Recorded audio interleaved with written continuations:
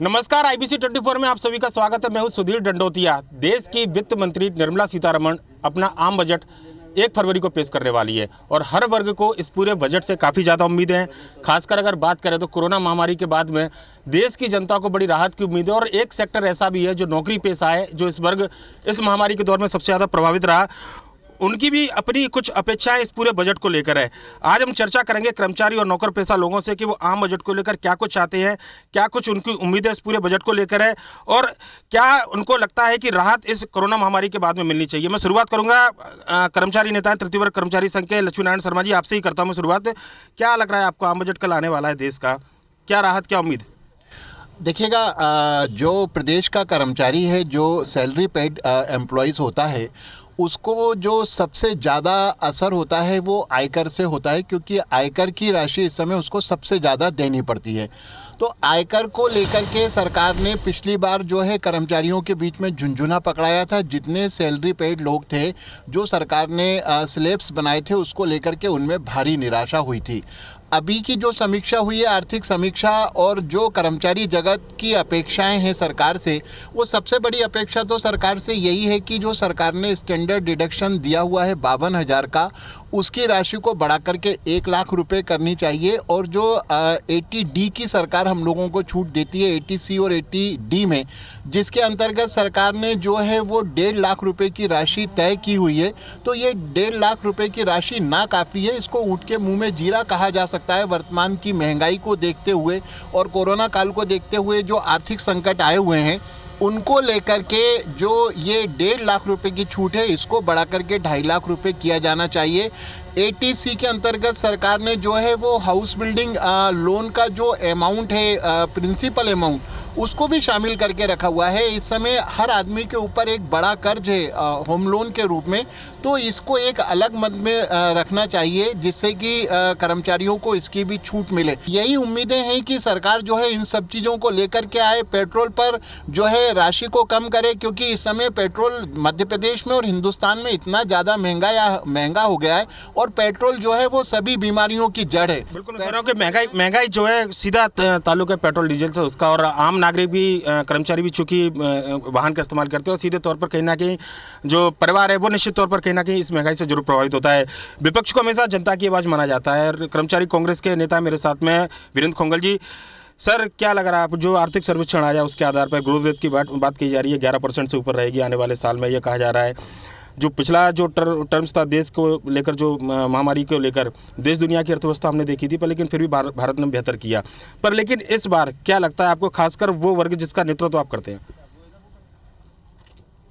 मध्य प्रदेश में कोरोना काल के बाद में न केवल मजदूर वर्ग बल्कि कर्मचारी वर्ग बहुत ज़्यादा परेशान हुआ है। वर्तमान में मध्य प्रदेश की सरकार 2,08,000 करोड़ रुपए के कर्ज में डूबी हुई है, और जब से ये सरकार बनी है तब से कर्मचारियों की मांगों और परेशानियों में एक स्थायित्व आ गया है। मध्य प्रदेश के 4,62,000 जो पेंशनर्स हैं वो त्रस्त हैं। उनको उनके 6वें और 7वें वेतनमान के 900 करोड़ रुपए का भुगतान नहीं किया गया है। हमारे अतिथि विद्वान हैं, हमारे अतिथि शिक्षक हैं, हमारे संविदा कर्मचारी है, इनका नियमितीकरण केवल इसलिए नहीं हो रहा है कि सरकार के पास में बजट नहीं है। केंद्र सरकार से हमारा आग्रह है कि वो मध्य प्रदेश की सरकार को पर्याप्त बजट स्वीकृत करे, जिससे मध्य प्रदेश के कर्मचारियों की जो जायज़ मांगे हैं उनका सार्थक समाधान हो सके। बिल्कुल। तो जितेंद्र सिंह जी हैं। सर, देखें तो मतलब देश का बजट है, आमतौर पर प्रदेश के कर्मचारियों को लेकर वीरेंद्र खोंगल जी ने बात की है कि अगर वहाँ से बजट आता है मध्य प्रदेश के लिए तो यहाँ के कर्मचारियों को राहत मिलेगी। पर फिर भी आपको क्या लगता है कि क्या बेहतर और होना चाहिए कर्मचारी वर्ग के लिए? देखिए, कर्मचारी वर्ग के लिए जो इनकम टैक्स की बात हमारे साथी ने उठाई, मैं उस बात से पूर्णतः सहमत हूँ। चूँकि केंद्र सरकार के जो कर्मचारियों के मामले में निर्देश होते हैं वो राज्य सरकारें उसका पालन करती हैं। मैं आपको उदाहरण देना चाहूँगा कि जो इंक्रीमेंट रोकने का जो निर्णय था वो केंद्र सरकार का था। केंद्र सरकार ने जो जनवरी 2020 का जो 4% DA डिक्लेयर कर दिया था, उसको रोकने का काम केंद्र सरकार ने किया। आज जो हमारे देश प्रदेश के कर्मचारियों की सबसे भयावह स्थिति है, कोरोना के नाम पर आपने हमारा इंक्रीमेंट रोका, आपने हमारा डीए रोका, तो क्या कोरोना के नाम पे आपने हमारे को इनकम टैक्स देने से छूट दी क्या कर्मचारियों को? आज कर्मचारी जितने भी इनकम टैक्स है जो भी है वो सरकार को दे रहा है। तो मेरा आपके माध्यम से कहना है कि केंद्र सरकार का बजट आ रहा है, अभी जो उपभोक्ता मूल्य सूचकांक है उसके हिसाब से जनवरी 2021 का जो हमारे डीए का रेट है वो 28% होना चाहिए। अगर केंद्र सरकार 28% डीए डिक्लेयर कर देती तो निश्चित ही राज्य सरकार के कर्मचारियों को उसका लाभ मिलता। चूँकि जुलाई तक इन्होंने बात की है, तो जुलाई में मुझे ऐसा लगता है जिस प्रकार से महंगाई का दौर चल रहा है कि जुलाई 2021 में हमारा जो डीए का रेट होगा करीब 31 से 32% होगा। तो मेरा आपके माध्यम से कहना है कि केंद्र सरकार सबसे पहले अपने आम बजट में जो 31% डीए केंद्रीय कर्मचारियों के लिए प्रावधान करे, इंक्रीमेंट का प्रावधान करे। केंद्र सरकार जैसे ही प्रावधान करती है निश्चित ही उसका लाभ हम तो केंद्र सरकार के कर्मचारियों को जैसे होता है उससे हमारे प्रदेश के कर्मचारियों की भी हमें मांग करने की जायज़ होगी। और हमारा जो मध्य प्रदेश की स्थिति है, आज मध्य प्रदेश में हमें पिछले 2 सालों से डीए नहीं मिल रहा है। हमें पिछला डीए जो मिला है, हमारा महंगाई भत्ता मिला है, जनवरी 2019 की स्थिति में 3% डीए मिला है। 2019 निकल गया, 2020 निकल गया। तो चूंकि मध्य प्रदेश सरकार का भी बजट आ रहा है, मैं मध्य प्रदेश सरकार से भी ये मांग करता हूं कि मध्य प्रदेश सरकार भी जो हमारा जुलाई 2020 का जो इंक्रीमेंट था 3% उसका प्रावधान करे। 5% जो डीए जो आदेश होने के बाद पूर्ववर्ती सरकार कमलनाथ सरकार ने जो आदेश कर दिया था उसको जो वापस लिया है उसका प्रावधान करे। ऐसा ना हो कि जुलाई में जैसे ही केंद्र सरकार करती है और मध्य प्रदेश सरकार बजट का रोना लगे।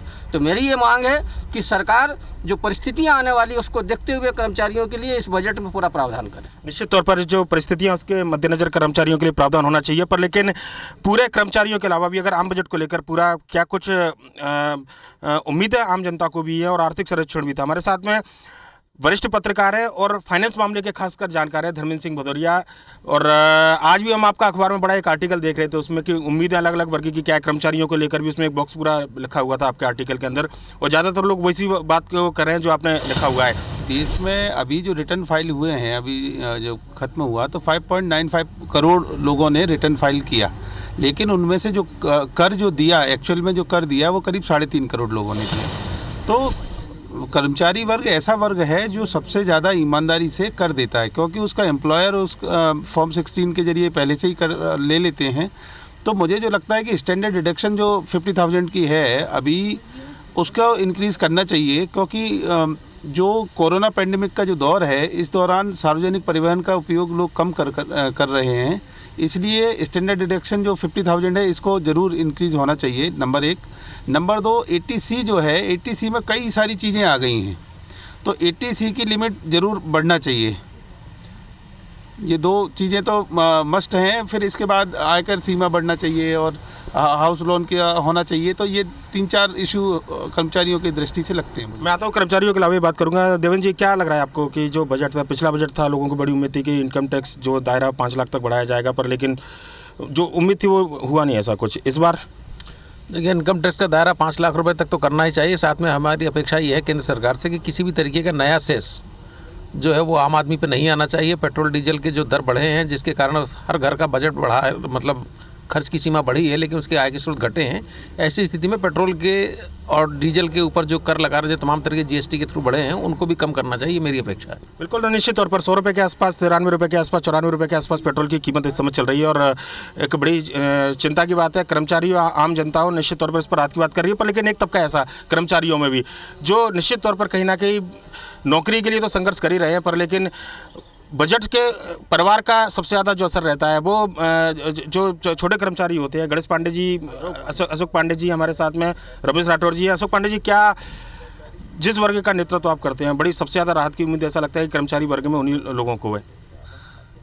पिछली बार भी निराशा हुई थी, इस बार उम्मीद है कि स्थायी कर्मियों के लिए, दैनिक वेतन भोगियों के लिए, श्रमिकों के लिए सरकार अपने इसमें बजट में आयुष्मान भारत की योजना के अंतर्गत और टैक्सों में जो है छूट देने का काम करेगी। इससे हमारे नियमितकरण का काम भी जो बजट में होना चाहिए, घोषणा करी है, उस पर बजट में प्रावधान होना चाहिए।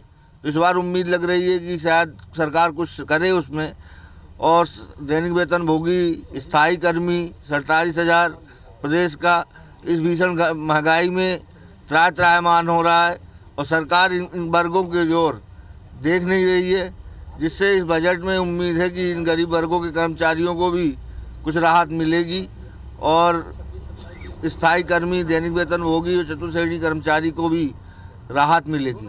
बिल्कुल, ये वो तबका है कि जो तनख्वाह कम और खर्चा ज़्यादा। रमेश राठौर जी, और आप लंबे समय से संविदा कर्मचारियों की आवाज़ उठाते आए हैं। निश्चित तौर पर सबसे ज़्यादा प्रभावित जो वर्ग है, अगर जब भी बजट आता है या किसी तरह की कोई परेशानी आती है, ये वर्ग सबसे ज़्यादा प्रभावित होता है। देखिए, सेंट्रल गवर्नमेंट की अनेक योजनाएं चल गई हैं, जिसमें कम से कम 120 योजनाएं हैं, जिसमें स्टेट और सेंट्रल गवर्नमेंट दोनों बजट का प्रावधान करते हैं। और उन योजनाओं में हालत ये है कि अभी पूरा बजट ही नहीं मिलता, जिससे पूरी तनख्वाह नहीं मिल पाती। और सेंट्रल गवर्नमेंट को चाहिए कि एक तो पेट्रोल और डीजल पे अपना टैक्स कम करे और पेट्रोल डीजल सस्ता करे, आम लोगों को महंगाई से मुक्ति मिले। साथ ही संविदा कर्मचारियों के लिए नियमितीकरण का प्रावधान सेंट्रल के बजट से ही किया जाना चाहिए, उनको पूरा वेतन मिले। अभी केवल आधा वेतन दिया जाता है। नियमित कर्मचारियों को यदि 50,000 तनख्वाह, तो संविदा कर्मचारी को 25,000 तनख्वाह है। ना महंगाई भत्ता पूरा दिया जाता है, ना न्यूनतम वेतन दिया जाता है, जिसको लेकर प्रदेश के कर्मचारियों की जो संविदा कर्मचारी उनमें आक्रोश भी हो।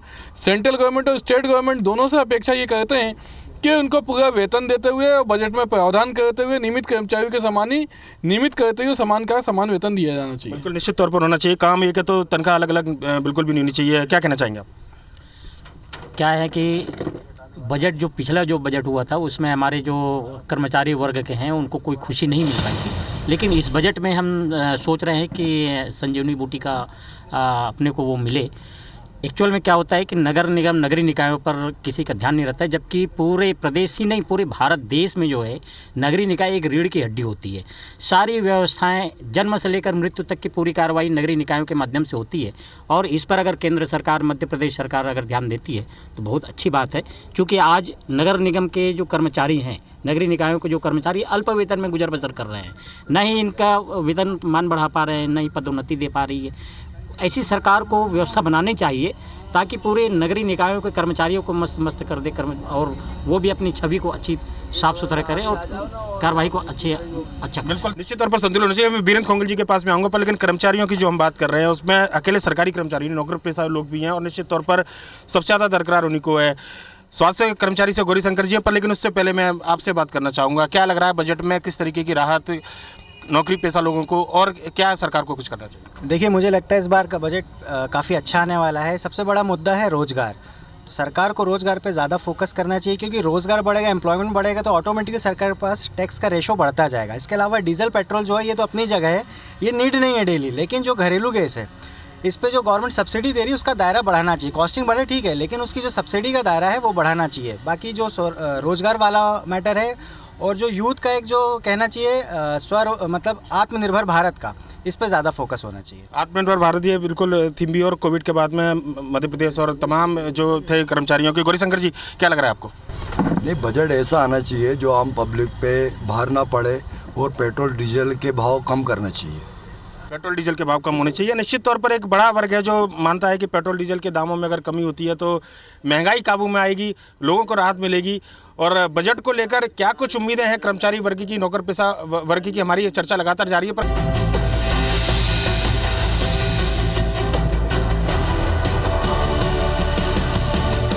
देश के आम बजट को लेकर चर्चा हमारी लगातार जारी है, और तमाम तरीके की डिमांड जो है वो कर्मचारी वर्ग से आई है कि सरकारों को किस तरीके से क्या राहत देनी चाहिए, टैक्स में जो है वो दायरा उसका बढ़ाना चाहिए, पेट्रोल डीजल के दाम कम होने चाहिए, ये तमाम मांगे हैं। पर लेकिन सरकार कैसे इन चीज़ों को पूरा करेगी, क्या कुछ विकल्प सरकार के पास में हो सकते हैं? मैं फिर से धर्मेंद्र सिंह भदौरिया के पास में आऊँगा। धर्मेंद्र जी, क्या लग रहा है, ये तमाम मांगे आपने सुनी होंगी, सरकार को करना है, कैसे होगा सब? एक्चुअली जिस तरीके से आम आदमी अभी परेशान है, वैसे ही सरकार के पास भी आय का स्रोत अभी सीमित है। हमने आर्थिक सर्वे में देखा है कि आयकर जो है वो 10% से भी ज़्यादा कम आएगा, है ना, 10% से ज़्यादा कम आएगा। तो ऐसे में सरकार के पास 3 विकल्प हो सकते हैं।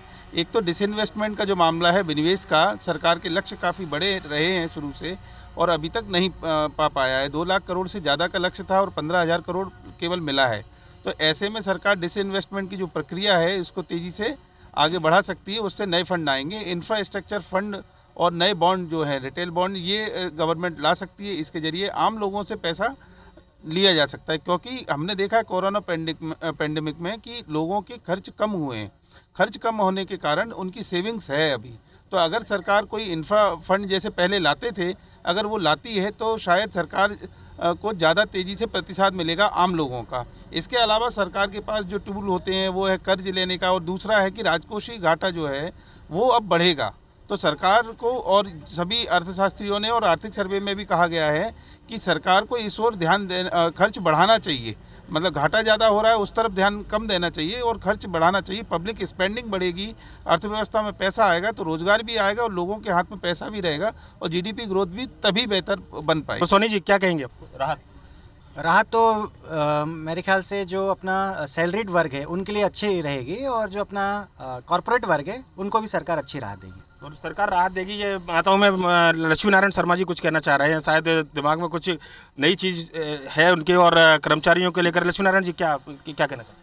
देखिएगा, सरकार का जो अभी रुख दिख रहा है उसमें सरकार जो है वो कारपोरेट कल्चर के लिए और जो बड़े इंडस्ट्रियलिस्ट हैं उनके लिए तो बहुत सारी चीज़ें लेकर आ रही है, लेकिन जो आम आदमी है वो इस बजट में मुझे लगता है कि जो तैयारियां हैं उसके हिसाब से कहीं कुछ दिख नहीं रहा है। सरकार ने, जैसा कि अभी थोड़ी देर पहले पांडे जी ने जो जिक्र किया था कि आयुष्मान भारत योजना पूरे प्रदेश में लागू है, पूरे देश में लागू है, जिसमें 5 लाख रुपए तक का उपचार हर व्यक्ति का होता है जिसकी 5 लाख रुपए की आय हो। ऐसे बहुत सारे कर्मचारी हैं जो इस योजना के अंतर्गत आते हैं, जिनके कार्ड भी बने हुए हैं, लेकिन जब हम लोग किसी भी अस्पताल में उपचार कराने के लिए जाते हैं तो अस्पताल उपचार कराने से मना कर देता है। तो योजनाएं बन जरूर रही हैं, लेकिन वो केवल कागजों पर हैं। पर्याप्त राशि उपलब्ध ना होने की वजह से उन योजनाओं का लाभ लोगों को नहीं मिल पा रहा है। योजनाएं ऐसी बने कि उसके लिए बजट में पर्याप्त व्यवस्था हो ताकि वो योजना का लाभ तो मिले। अभी तो मध्य प्रदेश के अंदर जो पिछला बजट आया था उसके अंतर्गत ये स्थिति थी कि वेतन मदों में कटौती कर दिया गया। भाई जो वेतन है वो तो निश्चित है, साल भर में जितना कर्मचारी को मिलना है उतना ही मिलेगा, लेकिन स्थिति यह है कि बजट के अभाव में कर्मचारियों को समय पर वेतन तक नहीं मिल पाता है। तो चूंकि आम बजट के बाद में मध्य प्रदेश सरकार का भी बजट आएगा तो मध्य प्रदेश सरकार से भी ये मांग करते हैं कि बजट में इतनी पर्याप्त राशि हो कि किसी भी कर्मचारी को साल भर तक उसका जो है वो वेतन तो मिल सके कम से कम। बिल्कुल, अशोक पांडे जी कहना चाह रहे हैं कुछ? बार बार सरकार वृत्ति कर को समाप्त करने की घोषणा करती आई है और कई बार कर्मचारी बड़ी विसंगति है, लंबे समय से कर्मचारियों समय से ये बात विसंगति है कि वृत्ति कर की समाप्ति की जाए। इस बार सरकार को मध्य प्रदेश के बजट में वृत्ति कर समाप्ति की प्रावधान करना चाहिए, जिससे जो छोटा तबका कर्मचारी है, जो टैक्स पेड हो गया है, उसको राहत मिलेगी। हो सकते हैं जी। हम यही बात करना चाह रहे हैं कि मध्य प्रदेश सरकार बजट में ऐसी व्यवस्था बनाए ताकि कर्मचारियों को राहत मिले। जो भ्रष्टाचारी जिस तरीके से कर्मचारियों पे लाद दिया जाता है तो ये भ्रष्टाचारी भी अपने आप ख़त्म हो जाए। वेतन विसंगति दूर करे। मध्य प्रदेश सरकार को पहली फुर्सत में ये करना चाहिए कि वेतन विसंगति दूर करे, वेतन में इतनी बढ़ोतरी कर दे ताकि कर्मचारी अपने परिवार को बहुत अच्छी तरीके से पालन पोषण कर सके। निश्चित तौर पर वेतन विसंगति एक बड़ा इशू है। जितेंद्र सिंह जी बोल रहे हैं, मैं आऊँगा आपके पास में। मैं वीरेंद्र खोंगल जी के से सवाल करता हूँ। एक काफ़ी देर से वो कुछ कहना भी चाह रहे थे जब ब्रेक पर गए, तो उससे पहले वीरेंद्र जी, सुना होगा तमाम कर्मचारियों की मांगे, और हम भी देख रहे हैं यहाँ पर कुछ मांगों को लेकर शायद आंदोलन की रणनीति भी आप तैयार कर रहे हैं। यहाँ पर अपने सभी कर्मचारी साथियों की मांगों को जो आपसे उन्होंने चर्चा की है विस्तार पूर्वक सुना है, और वो सभी अपने अपने संगठन की जायज़ मांगों को सामने रख रहे हैं जो उनकी बहुत बड़ी पीड़ा है। अभी अशोक पांडे जी ने कहा वृत्ति कर के बारे में। मध्य प्रदेश एक ऐसा राज्य है जो चतुर्थ श्रेणी के भृत्य से जितना वृत्ति कर काटता है उतना ही मध्य प्रदेश के मुख्य सचिव से काटता है। वृत्ति कर जो होता है व्यापार करने वाले व्यापारियों से काटा जाता है। कर्मचारी कोई व्यापारी नहीं है, चाहे वो अनपढ़ हो, बगैर पढ़े लिखे हो, एक दिन की शपथ ले ले तो उनकी पेंशन और उनकी सारी सुविधाएं ज़िंदगी भर चालू हो जाती है, और उनके मृत्यु के बाद में उनकी पत्नी, उनके बच्चों को भी पेंशन दी जाती है। ये 35-40 साल कर्मचारी काम कर रहे हैं उनके साथ में। 40 साल जो कर्मचारी काम कर रहे हैं उनको ना तो पेंशन, और अभी तो शिवराज जी जब से मुख्यमंत्री बने हैं जो रिटायर्ड हो रहे हैं उनको पेंशन का और उनके स्वतों का भुगतान नहीं हो रहा है, कर्मचारियों के इंक्रीमेंट का भुगतान नहीं हो रहा है। हमारी इसलिए मांग है केंद्र सरकार से कि राज्य सरकार को पर्याप्त बजट दे, और राज्य सरकार जो पर्याप्त बजट मिले उसमें कर्मचारियों की मांगों का विशेष ध्यान रख के उसका समाधान बिल्कुल होना चाहिए। और कर्मचारियों के वर्ग का ध्यान, ये वो वर्ग है क्योंकि देश के बनाने में बड़ा योगदान है। टैक्स पेयर आप लोग हैं, कहीं से भी कोई चीज़ आती है तो सबसे पहले यहीं से निकाला जाता है, और जब देने की बारी आती है तो कि जब 2006 में 6वां वेतनमान आया था तो इस मध्य प्रदेश के मुख्यमंत्री जी कहते फिरते थे मध्य प्रदेश हमारा बहुत तरक्की कर रहा है, हम आर्थिक ग्रोथ पे आगे बढ़ रहे हैं। तो जब 6वां वेतनमान आया था तो आपने 6 साल बाद इस प्रदेश के कर्मचारियों को गृह भाड़ा भत्ता रिवाइज किया था। तो उस समय तो आपके सामने कोई कोरोना नहीं था, कोई आर्थिक कोरोना नहीं था। आज आप कोरोना के नाम पे हमारा डीए रोक रहे हो, गृह भाड़े की बात नहीं कर रहे हो। तो मैं ये मानता हूँ कि मध्य प्रदेश में हमारे पूरे अगर हिंदुस्तान की तुलना की जाए तो मध्य प्रदेश का कर्मचारी ठगा आता रहा है और आगे भी ठगा जाता रहेगा। तो मेरी मांग है कि सरकार इन सब चीज़ों के साथ जो एचआरए है, आज 2021 आ गया, 2016 से हमें 7वां वेतनमान मिला है, तो सरकार इस पर भी विचार करे। निश्चित तौर पर एचआरए बढ़ना चाहिए और मेडिकल जो इंश्योरेंस है उसकी भी सीमा बढ़ाई जानी चाहिए। आप कुछ कहना चाह रहे हैं? देखो, कुल मिला के कर्मचारियों की जो परेशानियां हैं वो सबने अपनी अपनी परेशानी बताई। निश्चित रूप से एक तो मुख्य रूप से जो पेंशन योजना 2005 से बंद करी है सरकार ने, नई भर्ती पर लोग के साथ साथ वो पेंशन योजना को बहाल करना चाहिए। दूसरा, सरकार को आम जनता के समान कर्मचारियों को भी के बारे में सोचना चाहिए, क्योंकि कर्मचारी भी आम जनता के साथ साथ सरकार का एक अभिन्न अंग है। सरकार का अभिन्न अंग होने के नाते सरकार का घोड़ा है। सरकार किसी भी सत्ताधारी पार्टी की रहे, लेकिन कर्मचारी उसका घोड़ा है, उसको जैसे तरह से हाँकोगे वैसे वो चलेगा। तो सरकार की नैतिक जिम्मेदारी होना चाहिए कि सरकार कर्मचारियों के हितों का ध्यान रखे। उसके जो आर्थिक दायित्व हैं सरकार बराबरी से दे, उसमें विरोधाभास की स्थिति पैदा ना करे। विरोधाभास की स्थिति ना हो, पर लेकिन कर्मचारी है ठीक है, युवाओं के साथ में भी अगर बोलूँ मैं, आम नागरिक, आम युवा क्या उम्मीद रख रहा है बजट से?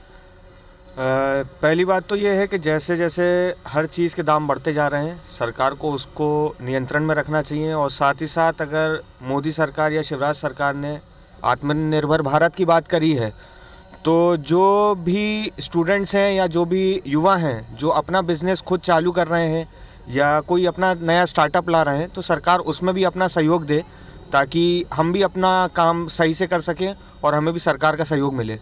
निश्चित तौर पर होना चाहिए नए स्टार्टअप के लिए भी, पर बात यहाँ पर निकल कर आई लक्ष्मी नारायण जी, एचआरए बढ़ाने की बात थी, जो मेडिकल जो सुविधा मिलती है उसका दायरा बढ़ाने की बात है। यहाँ पर कम से कम ये रियायत तो उम्मीद सरकार को की जानी चाहिए। सरकार एक तरफ तो बड़ी बड़ी बातें करती है कि हमने कर्मचारियों को जो है केंद्र के समान वेतन जस के तस दे दिया है, लेकिन केवल एक लंगड़ा लूला वेतन दिया हुआ है। जो उसके साथ में सुविधाएं हैं वो सुविधाएं आज तक नहीं मिली हैं।